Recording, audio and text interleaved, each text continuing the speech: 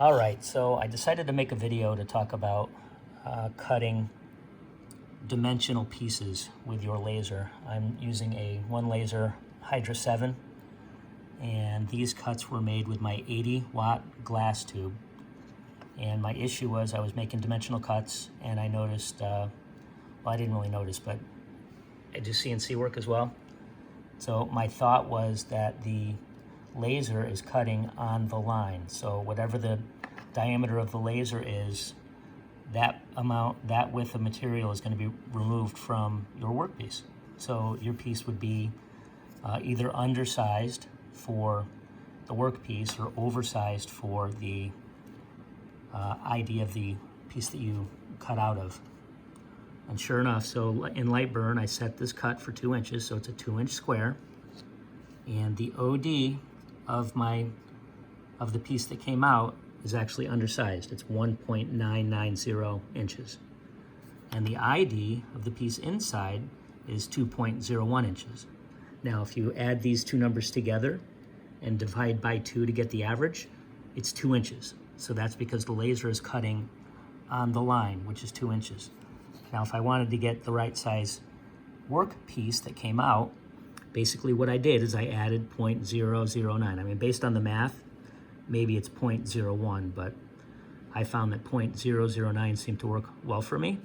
And sure enough, I measured this piece, and it's exactly 1 inch. Okay, the outside dimension of this is 1 inch.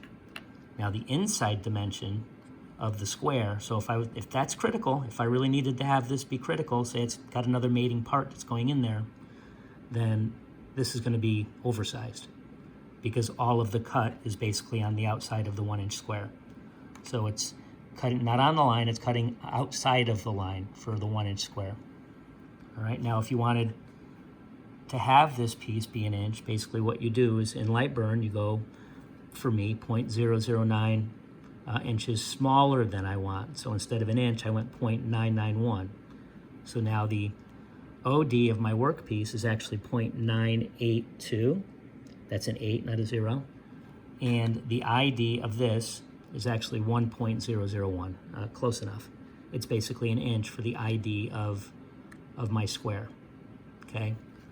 So I hope that makes sense. I don't know if there's a way to correct this through kerf adjustments. I'm sure you can do a kerf adjustment for an OD and then a kerf adjustment for an ID. To me, that's way too much work. I'd rather just adjust it in light burn for my dimensions, all right?